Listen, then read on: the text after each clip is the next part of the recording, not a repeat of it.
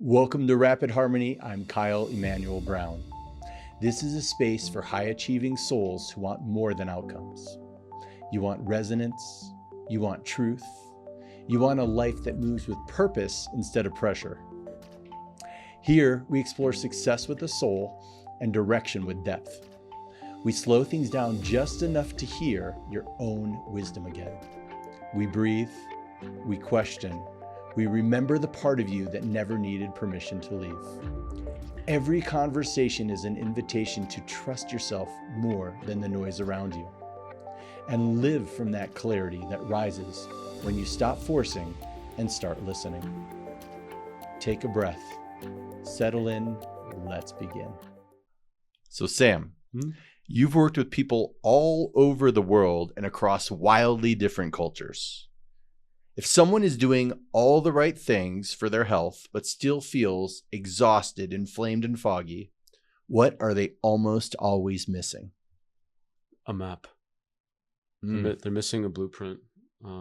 And when I started practice, when I was practiced abroad, I worked originally with people who had a combination of they're typically females between 35 and 60 who had a combination of fibromyalgia, chronic fatigue, autoimmune disease or two, hormone imbalance, weight issues, just all the same person. And what the tragedy of what was happening is that they were kind of given these kind of wastebasket diagnoses like fibromyalgia and chronic fatigue, which was basically a way to label and gaslight them in the sense that you're too hard and there's nothing you can really do. And what I found is that after doing just creating, analyzing all and looking for patterns, I saw that there were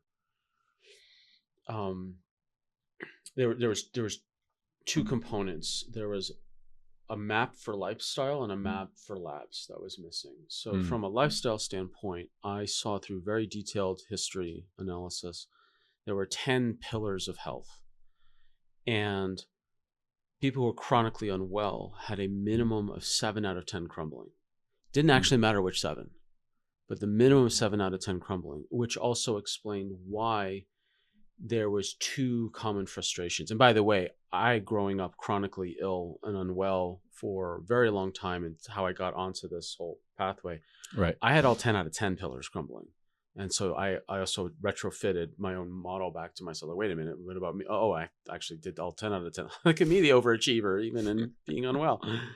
And what I found was that with the 10 pillars of health model is that there was it answered 2 questions. One, why is it that when someone jumped from one protocol to one practitioner to one set of products to another, there was temporary or unpredictable or marginal results? It's because most practitioners, if they're honest, are really good at 1 to 3 pillars, decent at another 3, and not at the other remaining 4, no matter what combination there are. So it's like if you're sitting on 7 tacks or more, or 8 tacks or 9 tacks or 10 tacks, and you remove 3 tacks, you're technically better, but you don't feel better and you're not going to get fully better. Oh, well said. So what happened was that when people go into a specific practice or they work with a practitioner or protocol, like it's a protocol. Like there's like, okay, we have found that there's these several things that have worked for 80% of our clients 80% of the time, just to borrow the Pareto principle. And it's not like they didn't come to those protocols dishonestly. It's just like what happens in practice is that the longer you're in a practice, the more of a silo you create for yourself, whether you realize it or not, because you find with your particular lens, skill set, tools, etc., that you attract a certain client or patient, and then there's a great sifting and a great of like, who do you actually help, and then of those you help, how much do they actually refer, and then it becomes a self-fulfilling prophecy where you're seeing more and more of the same client, and you're also seeing the failed clients or patients of other practitioners. So there's this thing of like, I'm helping all these people, and all these other practitioners I went to are wrong, because I'm seeing all their failed results. I'm gonna figure out my 5 steps to this, my 3 steps to that. That's right. The inverted hypotenuse of wellness, whatever the framework is, doesn't matter. Like they're gonna create their own protocol and framework, which they came to honestly, but it's what's not realized is that it's a siloed protocol, and that there's actually many other variables that affect other people, because usually the practitioners don't hear about their own failings. The client just doesn't come back, right? Or the patient doesn't come back, so they don't get the feedback. So what it explained how all these other protocols and things weren't necessarily working as well as they should, but have been working for other people. Because if someone has like only 3 pillars crumbling, and they found through circumstance or good luck or research, they found the right combo and they got better. And then here they are still struggling, trying that thing. It didn't work because it was only 3 pillars out of the 7 plus that needed attending to. The model also explained the next frustration point of magic bullet therapy. I tried this meditation technique. I snorted goji berry juice off my left nostril and I feel so much better. The usual, those right, things. Totally. And if someone has a nasal insufflated goji berry sized nutritional hole in their biochemistry, then that would be great. That's right. For them. But, maybe some people it's more of a right nostril thing. I don't know, or it's not goji juice. It's, some sort of bizarre seaweed off the coast of whatever. So the point being is that, like, if someone has, like, of the 10 pillars and there's only 20% crumbling across all of them on average, but except for one that has 70%, and you find the one thing that brings that thing that's down 70%, that now it's at a 30, but then you bring it up to 80, then it's like, it's the magic bullet. It works. Everyone should do as quick become part of my MLM downline. Yes. So it explained, the 10 pillar model explains the magic bullet therapy reality, where this happened to me multiple times over the years, where someone said, you need to try this. It worked for me. And it did work for them, but it didn't work for me. And the answer when it didn't work for me from the same person is, well, just do more of it. Yes. Or buy the other peripheral products around it. So what the 10 pillar model did is it explained these frustration phenomenons, but it also saved the usefulness of the magic bullets. The magic bullets are still useful as long as you're using them in concert and in the right order if they're actually needed in the right way. So I can actually bring in all these different things depending on what pillar they serve. And so I'm not dismissing the efficacy of that thing. I'm just putting it in its proper context. Right. Into a holistic ecosystem that fits within a map. Correct. The map is the most important thing in holistic healthcare. And and for anyone who's looking to either, people who come to natural health, they come for usually one of 2 reasons. They want to get out of something, or they're aspiring to be something. Right. And what I found is that the same map that I developed for people who are chronically unwell, who are trying to get out of something, trying to get from chronic to normal, it's the same map to help people to get from normal to optimal. That's the difference. There's functional medicine. Holistic medicine is the journey from chronic to normal, normal to optimal. Western medicine is the journey from crisis to stabilization. That's right. And they're different toolkits, they're different philosophies, and there's different objectives. And the problem is when people are conflating or having mission creep into one of the other territories. That's perfectly stated. And having been from a place where I was Western medicine averse, I quickly was humbled when I realized I was in crisis, and I needed the Western medicine to take me from crisis to stable, and then the embodiment process of what is ideal and optimal required a pretty amazing map. And so today's conversation is really for anyone who's tired about guessing for their health. And my guest, Dr. Sam Shay, is a functional medicine expert, a speaker, and stand-up comic who helps people get out of survival mode and reclaim their energy, focus, and vitality through personalized functional lab testing and his signature neuroharmony model. After overcoming years of chronic fatigue, insomnia, sugar and video game addiction, and digestive issues since childhood, Dr. Sam turned his recovery into a mission. And he spent the last 25 years mastering the science of nutrition, mind-body medicine, and clinical lab testing to decode the root causes of burnout, overwhelm, and chronic health issues. Dr. Sam's also started FitGenesUSA.com to help licensed practitioners and health coaches integrate powerful functional genetics to improve their practice outcomes by helping unlock their clients' ideal diet, reduce inflammation, and reclaim energy through simple genetic testing. So today's episode really isn't about doing more. It's much more about doing what matters first. And what I want to dig into a little bit right now is, besides the incredible Lily on your lap right now. This is my familiar. For those of you, her avatar. This is Lily. So Lily's turned 6 back in September, and when I rescued her, she was inflamed. Her fur was really dry. Her liver enzymes were 500% above the upper limit, and I used nutrition and got her inflammation completely normalized after a couple of months. Her weight normalized, and her fur got softer. And so what would you say is the difference between humans and animals when it comes down to nutrition and maps and protocols? Oh, you got to know what animal you're dealing with. I mean, how you feed a cow is very different than how you feed a cat, how you feed a dog. I mean, when I was in chiropractic school, I ran a nutrition club, and my main anatomy instructor, who's also the head of academics, his name is, and this is his real name, Dr. Giggleman. We call him Dr. G. He's a veterinarian.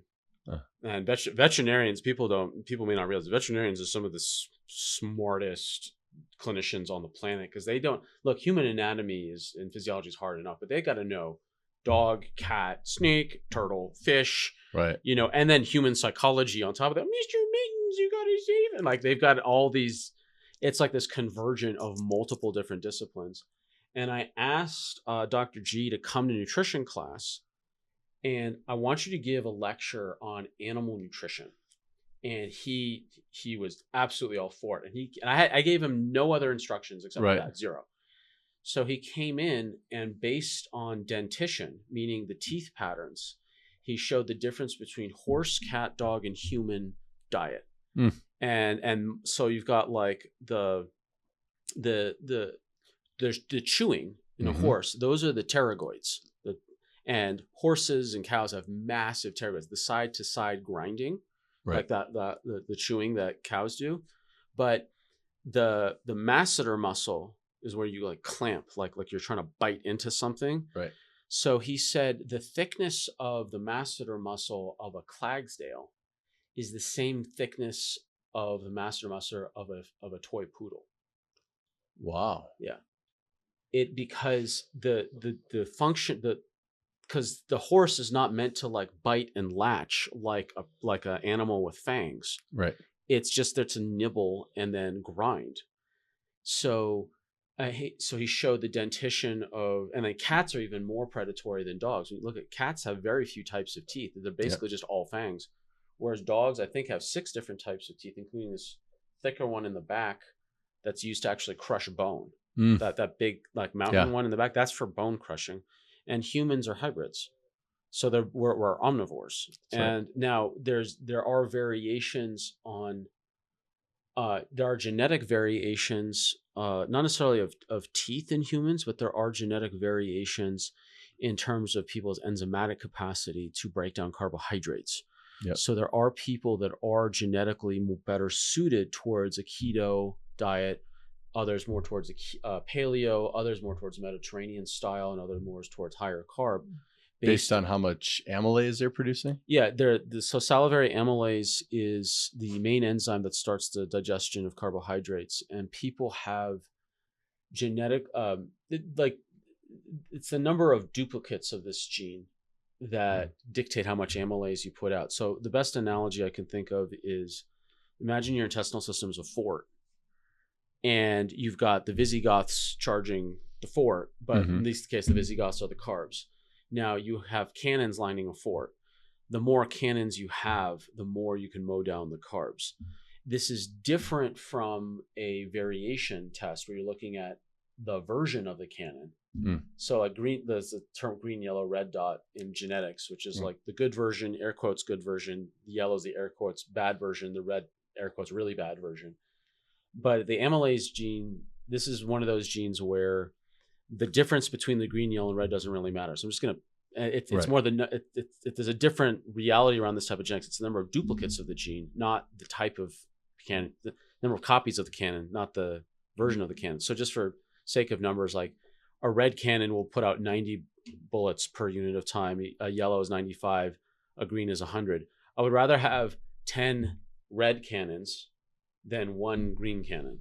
Right. So for me, I only found out about this test in 2016. And at the time I was having a perfect Mediterranean diet. You know, I knew the names of my farmers and their chickens. It was like Portlandia, you know. Oh, yeah. But I was still having these massive fluctuations in energy, mood, and digestion, despite having a super duper extra special high quality diet. And then I got my genetics back. It's like, oh, I'm actually like, I have a copy number 2 out of 20. Like I have the second lowest carb tolerance you can have.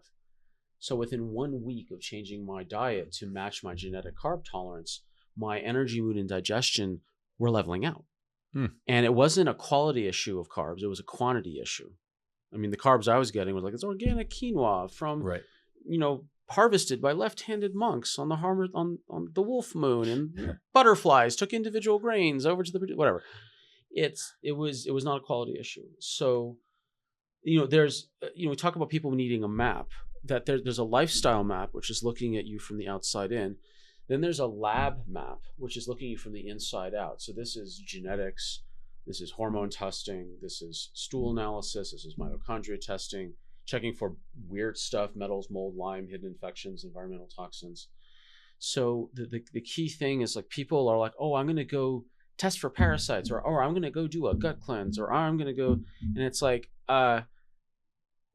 those things can be helpful, but is it done in the context of a map to know, are you actually doing the most important thing that you actually need?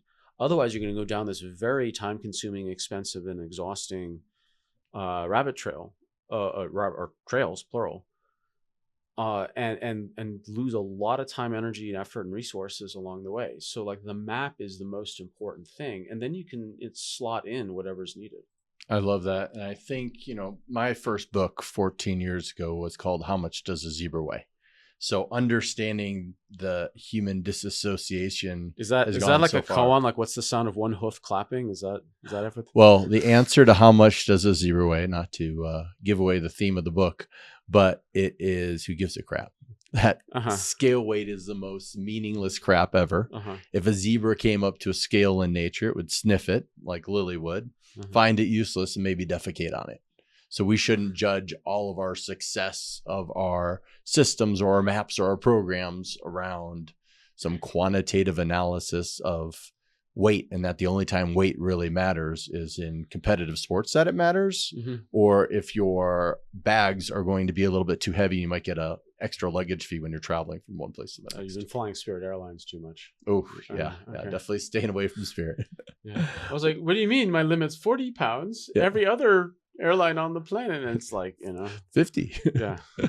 So one of the things with the difference in the psychology of humans, which really is interesting when it comes to their health and their wellness, is that psychological component and the idea of something being psychosomatic, something being, a placebo effect, or in the idea of a created condition based on, the group you surround yourself with. As an example, like if you join a community of people who are all watching their weight, right? And your entire identity is this. It's a completely different piece and different understanding. You've been able to take that into living so many places throughout the world, right? New Zealand, India. To be fair, I didn't live in India. I mean, I've traveled there. But yeah, I've spent time and traveled there. Yeah. I know we got Kurt John coming. So in the different places you've lived, what have you noticed about how different cultures relate to stress and to health? So in just for context, my first bachelor's degree was in psychosomatic medicine. And it was a self-designed major. It was pre-med, but just it was extra organic chemistry, philosophy, medical anthropology, and a couple other odds and ends. And what the best way to understand the actual placebo effect is how much you like and trust your doctor, how much you like and trust your clinician. And here's why, and I'll come back to answer your question. That's of like big. How different cultures interpret and experience stress. So when you like and trust someone who is giving you recommendations and support on whatever thing you're trying to do, then you feel good about whatever's being recommended. Right. And if you don't trust that person, trust or like them, then you hit a cortisol tinged glass ceiling. And that, and what I realized was that I've met some profoundly mediocre clinicians, right? Truly mediocre clinicians, but they got some of them just got disproportionately good results. And the one common thing that they all had was that they were also damn likable, right? And so whatever they lacked in clinical prowess, they made up for in likability. And then they also saw the reverse was true, where I've seen genius clinicians who had the personality of a doorstop. Right. No bedside manner. Nothing. They're just like the corner of the bed side. They're just the door. They're just doorstop. That's it. They're part of the furniture. But then the protocols practically glowed with genius, but they weren't getting the results they should, because when you don't like or trust your clinician, then you're going to feel a stress response every time you think about them or do the thing they recommended, because it's going to be this imprinting of the thing that they recommended to the personality to which was recommended from. And so it explained both phenomenon. And so, I mean, connecting back to stand-up comedy, when I read about this, that's when I realized that becoming likable is a clinical imperative. That in order for me to be the best coach, clinician, whatever, I have to be more likable, which is when I really started taking stand-up comedy more seriously. Now, going back to your question on how other people handle stress and health, and so it really there's two broad categories. Is stress handled communally or individually? And that's the most fundamental breakdown around how different cultures handle stress.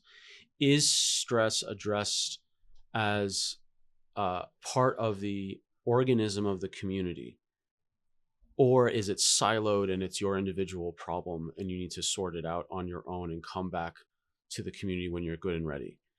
So give me a real world example of somewhere where you've seen where, because here it seems like it's a completely siloed thing.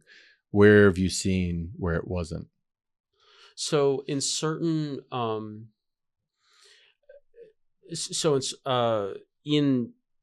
now granted, like for me I've had a pretty deep dive into Vedic culture, right. but again, that's a 5,000 plus year old culture. So I've got a deep dive into like 0.0000001% right. of one of the most. I mean, I don't know if you've spent much time in India, but it's like, it is mind-boggling just how many different cultures are within India by itself. So I'm just, plenty of asterisks and disclaimers involved. I can just say from the narrow sliver that I saw, that there was, at least within this container, a practice where the group was, as a group, and there's people would come together, and whatever the interpersonal friction was, they would still meditate and chant together every morning and evening, no matter how much internecine politics or whatever was happening. Right. That there was always this morning and evening we're coming together to meditate and chant. And it gave a cultural continuity to that we're all one. And it gave a way to lessen the individual static between individuals and still keep everyone connected. Mm. So the flip side of that, the dark side of that, is that some people never actually addressed the conflict. They were just relying on this like twice a day pressure release valve of meditation and chanting together, and it became an avoidance strategy. Right. So it's not. I am not one to think that to careen in some sort of Rousseauian blissful analysis of non-Western cultures. Like this was very clearly an avoidance strategy for some people. For others, it was legitimately a way to stay connected and then give people enough resource to then deal with the interpersonal issue. And then sometimes have the person who was like the head meditator or whatever act as mediator. So dealing with these different groups, you've seen, across all these environments that there's different approaches to not only the biology. Sorry, and the one other part. There's another dark side. Okay. And I'm not saying this to be, inflammatory. It's a very real dark side. Yeah. So when I was, when there is a very strong group dynamic, right, sometimes there's a lot of darkness that gets buried because no one wants to talk about the darkness that's underneath. Mm-hmm. So for example, at one point I was teaching meditation and breathing techniques to very different pockets of the culture, and that had never been exposed to it before. And it was interesting. This was in Central America, mm-hmm. and there was a cluster of 3 women in the village, and then they've all stayed and lived in that village their whole life. And none of the men were coming to this stuff. It was only the women. And we, what we do is we help taught them the tools. We didn't come and say, oh, you need to now build this thing, do this. We asked them, I asked them, what is the greatest need in your community right now? What is the biggest pain point that you need help with? And we just ask, and look, they know better than us what is actually needed. Absolutely. So I asked these 3 women, what is the greatest need you have in your village? And they went dead silent, and it was the longest minute of my life. And then one by one, they all said, the alcoholism and the violence of our husbands. Mm. All 3 of them said that. And then I asked them, have you've known each other your whole life? And they all said yes. Have any of you ever said this out loud to each other? And they said, no. I said, okay, we're breaking the silence tonight. That's what I mean by, if there's such a strong group mind, right, you can, as a group for decades, not talk about the thing. So it's like yin and yang. You can go too far in one direction or the other, and you still end up with damage that can look very much the same. So in the radical individualistic culture here, and then the radical communal cultures over there, you still can have problems. Yeah, and because of human conditions of how we process our stress and our health. Mm-hmm. That I think, a lot of times we look at what is different between the different cultures throughout the world. Mm-hmm. But I think when you really study the science at its core, there are universal human truths around how we handle stress, mm-hmm. and how we handle our health. And even with desires for quick fixes, mm-hmm. which I think is very interesting. And then also avoidance. What have you seen that's been pretty universal on, obviously brought up things like alcoholism, abuse, patriarchal responses to, handling the stresses of everyday life. What have you seen that's been pretty universal on a positive side with regards to handling, a lot of times people know that they have an issue, but they don't have a map. But what have you seen universally that's been, this is actually intriguing in a positive side?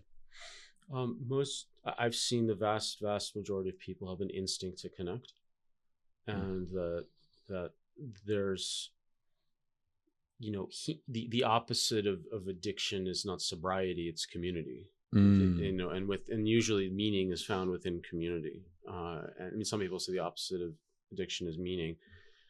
But is it worth? I don't think we need to debate one or the other. Both are really good, and I think we'll get there eventually. Either way, whatever pathway you choose. But the primary, at least in the hyper individualistic West, there is a countervailing impulse to connect and to reattach back into a community, reinsert back into a community. That's where, like, Jamie Wheel's book Recapture the Rapture is a book I've read several times, and he really articulates it well, that people do have this fundamental impulse for ecstatic states, a wisdom path, and community. Right. And he's got the fancy Latin terms for whatever. I can't remember them at the moment, whatever. So, but those three: community, wisdom path, and ecstatic states. Right. And then that is universal as far as I can tell. And then people are looking for a meaning-making structure. They're looking for a way to have deep experiences of awe, and they're also looking for people to share it with and to support them. Right. And that that is what I see as, and I think he's nailed it, and I agree with him based on what I've seen. So I want to bring it back to sharing. And for you, one of your biggest ways of sharing and tapping into community has been through the comedy, right? And so your comedy style, you've called Neurospicy, right? Well, that's the name of the show, yeah. And that's the name of the show that you put on. And I'm curious, you've been very open about Asperger's from the first time I met you, and I'm curious, how do you think that has shaped your ability to see patterns in health? Well, I want to acknowledge, like, sometimes when people are on the spectrum like me, one of the first signs they're on the spectrum is like, hi, I have, like, they just introduce them before they even give you their name. They're like, hi, I have this set of, like, things that I'm dealing with. It's affecting how I process the world. Oh, by the way, my name's Sam. Ask the question again. Sorry. So, as you've been very open with it, and very straightforward, and also seen it as a superpower in some ways, I'm curious, how has it shaped your ability to see different patterns in other people in their health? Well, so just to clarify the superpower thought process there, I describe being on the spectrum as having a few superpowers and a buffet of kryptonites. And it's not there is that's the best way I can describe it, because in this hyper overstimulated world, it's really can be difficult to navigate just with the overstimulation. Right. And our apertures of sense perception are just dilated way open. So sounds are louder, lights are brighter, tastes are stronger, smells are stronger, touch is more intense. And it goes along with the same process of being hyper absorbent of information, because we're hyper absorbent of all sense data. Right. But I wasn't born with social software. I had to learn and construct a theory of mind from scratch. And that's why I got into comedies, because growing up I would watch sitcoms, because it was the one place I could reliably go as respite away from the chaos and violence at school and the gaslighting and emotional problems at home. But the sitcoms were not only funny, but they also gave me a set of low resolution archetypal characters that I can better understand and predict human behavior. Oh, this person's acting like Carl Winslow. This person's acting like Urkel. This person's acting like Homer. This person's acting like Lisa Simpson. This person's acting. So sitcoms from Full House to Simpsons, obviously the bizarro inverted version, Married with Children was kind of, I had enough wherewithal to know that this was like the opposite of what you would want to behave. Right. But, healthy family dynamic. I think I have a joke in my show is like, learning family structure from Married with Children is like learning psychology from Beavis and Butthead. Nice. So the way that it's helped is that I had to become a anthropologist and analyst of human behavior and be able to identify and sift through and create patterns out of thousands of bits of data. Mm-hmm. Because when, as someone on the spectrum, I don't really have social software to begin with. I had to construct it. And like you've heard the signal to noise ratio. Right. Okay. So if I'm on the spectrum, it's all signal. It's all signal. And so now I have to like really concentrate to try to filter and create patterns from all of this signal that's coming through. So what that did is it helped train me to now sit and look at, hundreds and hundreds of different lab metabolites and genes and things like that, and just be able to like, oh, okay, this is the pattern. Because it's the same process of just taking in insane amounts of data and then just crystallizing the pattern, as opposed to having, prefab social software. So it just seemed to be a natural fit. And you'll see that there's a much higher representation of individuals on the spectrum in medicine and engineering, because it's the same skill set of like, can you take insane amounts of data and put it into a logical picture? Right. So I want to bring this back to two things. One is the map, and second is self-trust. So right now in this day and age, it seems like there are way better tools and resources to create more custom maps for people. And, when you were growing up, it was much more winging it.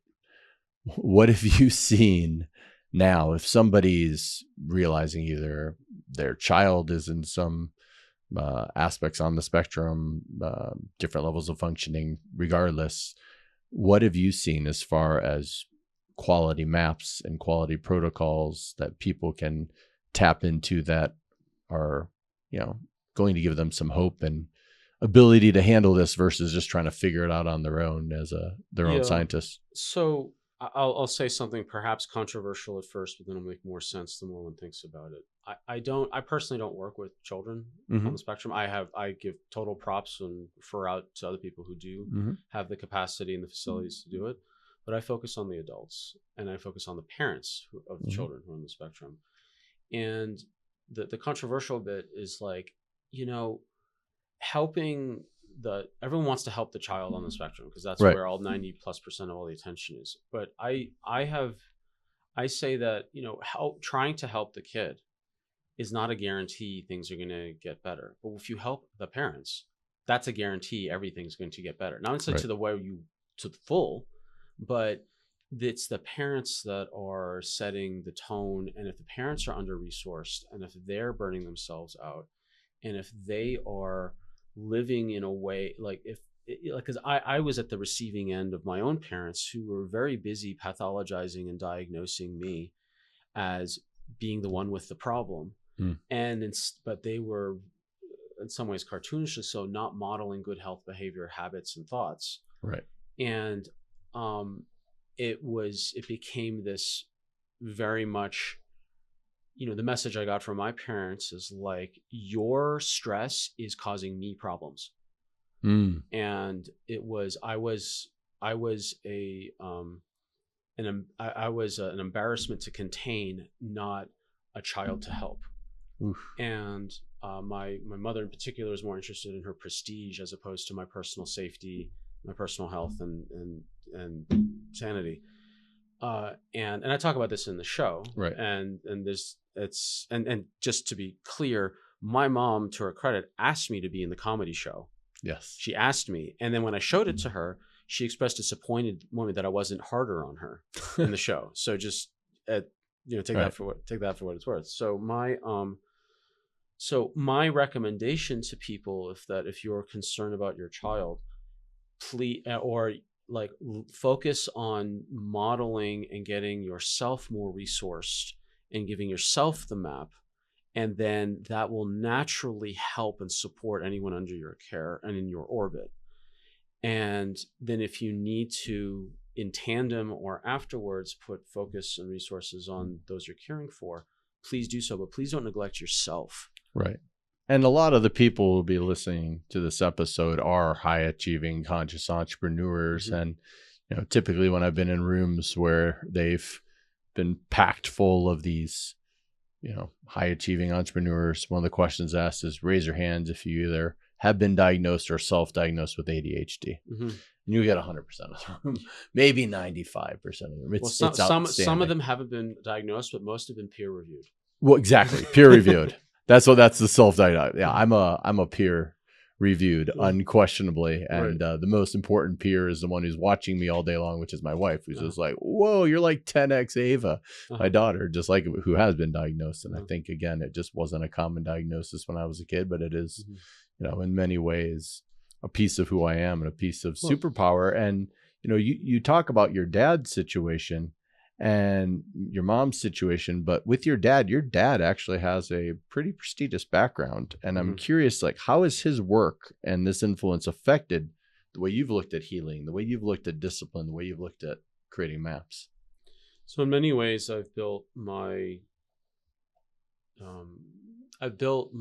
approach to health and wellness in both direct opposition to and in direct alignment to both my parents, who are medical doctors. And there are ways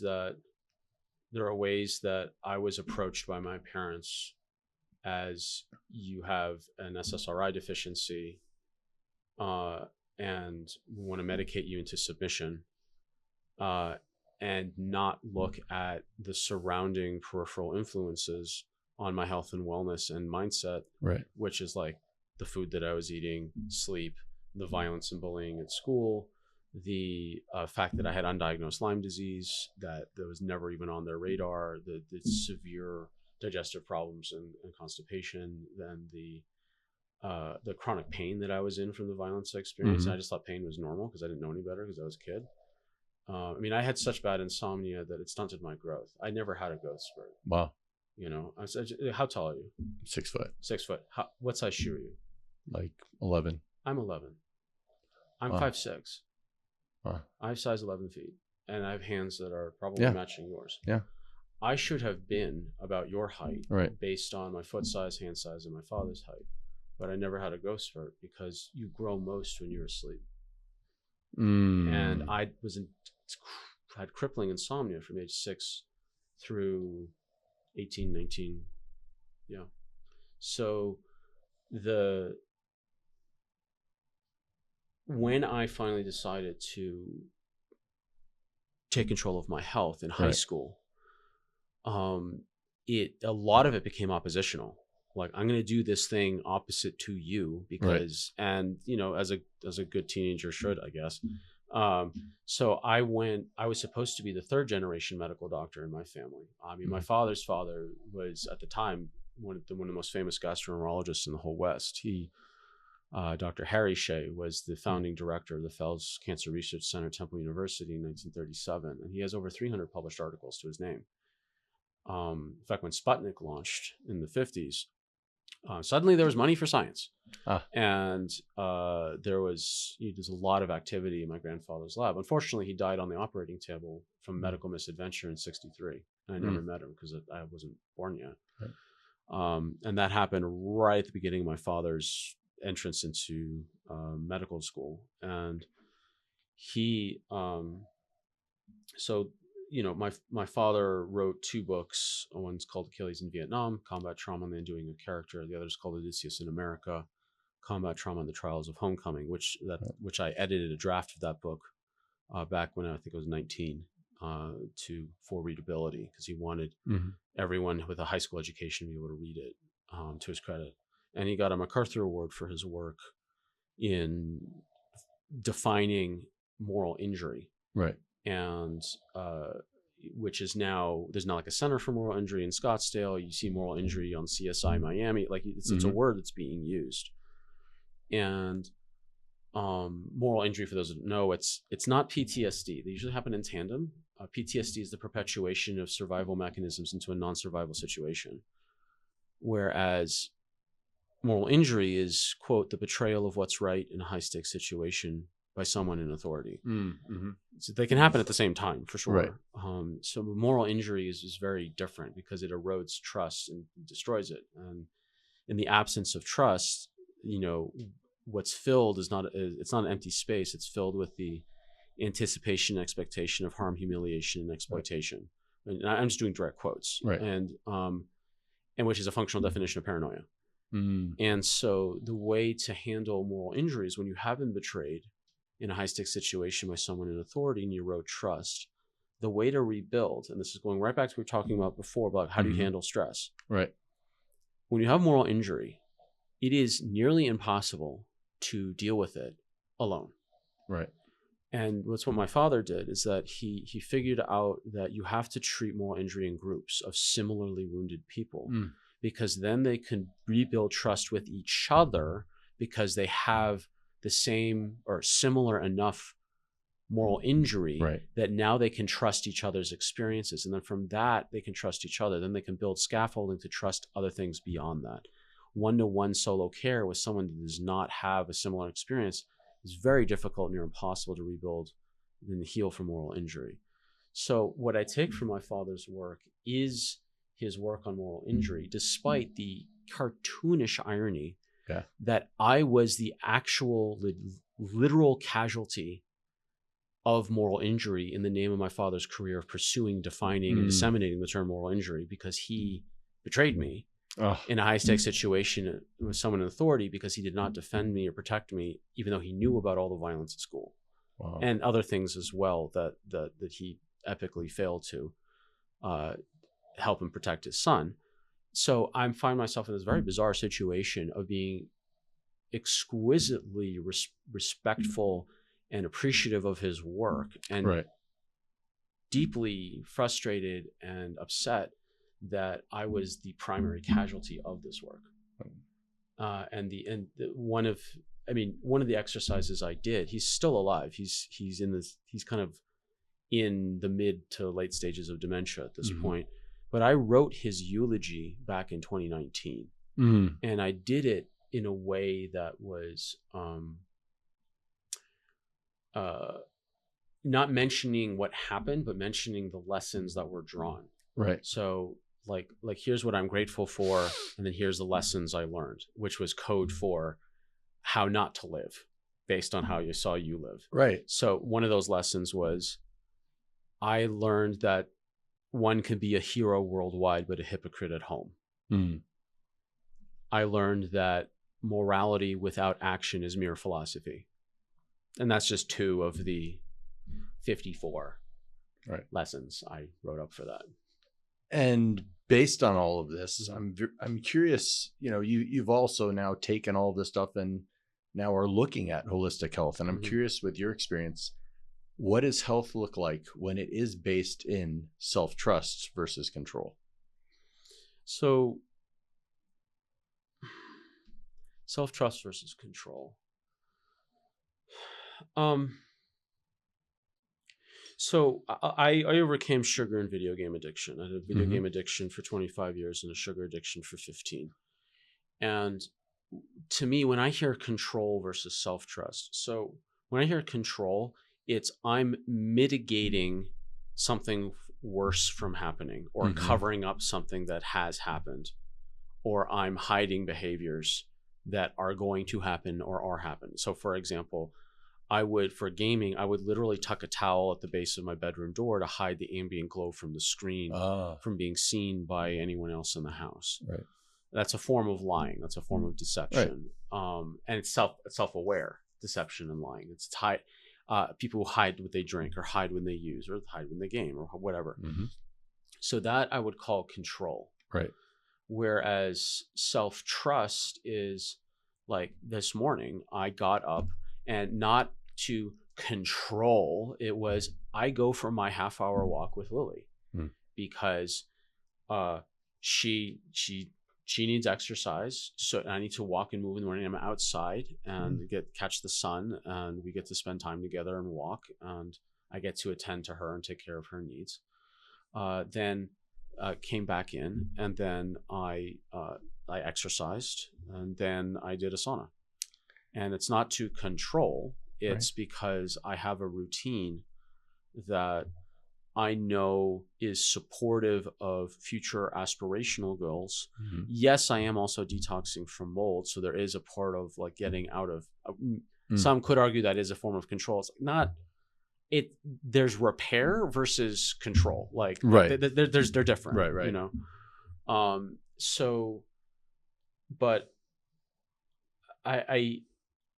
that's how I distinguish the two. You're also leading by example, Mm-hmm. so that you don't keep those things going on from generation to generation. And as you can see, Lily has no problem with insomnia. She is totally safe in her body and in all of her spaces, and she's deeply in Z on top of you. Yeah, That's leading by example. Yeah, I think if anyone wants to learn how to advocate for oneself, just spend 20 minutes with my dog and she'll teach you everything you need to know. Exactly. And you know, last thing I want to really dig into is that if somebody listened and they truly were listening into trusting their body just 10% more this week, what do you think would change first? Ask that again. So if somebody started listening in and trusting their body just 10% more this week, what do you think would change first?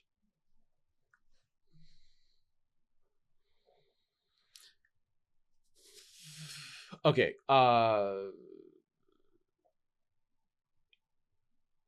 I'm biased, so I can only I'll speak for myself, that I need I need a map. Right. I need a map. I need coaching, Mm-hmm. because I got the way I am doing the things I know how to do. That's right. And the way to move to the next level of experience is usually most efficiently gone by going to someone who's walked that path and has laid out a clear map for you. So the 10% would be finding and working with someone who has the map. Yes, absolutely. And I think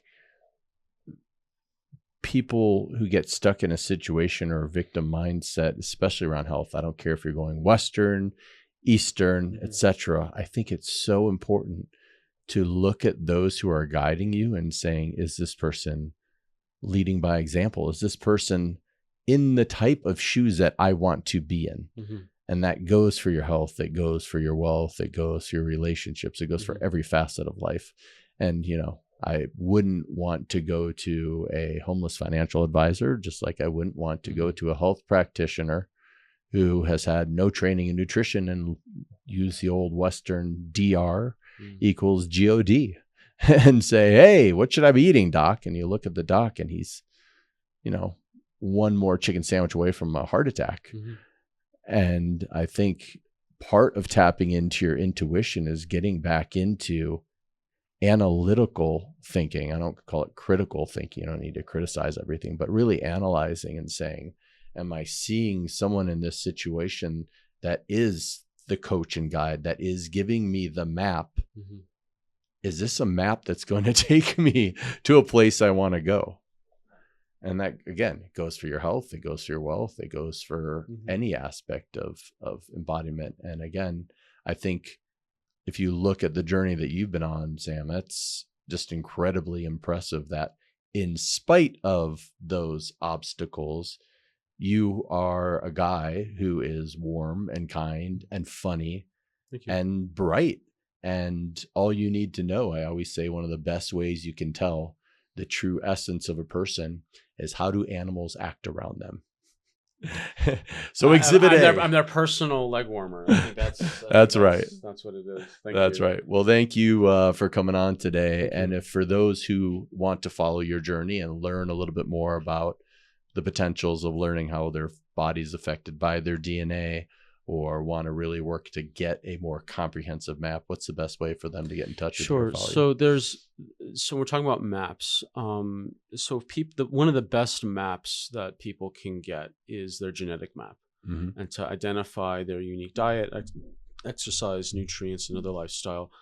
That's a map that is unique to you, and you have that map for life. And that's something that I specialize in, and that I train other doctors, and I've developed I've lectured at conferences on, and I've developed genetic reports on to help people with their own personal map. That's excellent. Available at drsamshay.com, drsamshay.com/DNA-decoded. Just go to drsamshay.com. I think the DNAdecoded.com is also perfect a way, and they can just go look at the gold program, silver program there.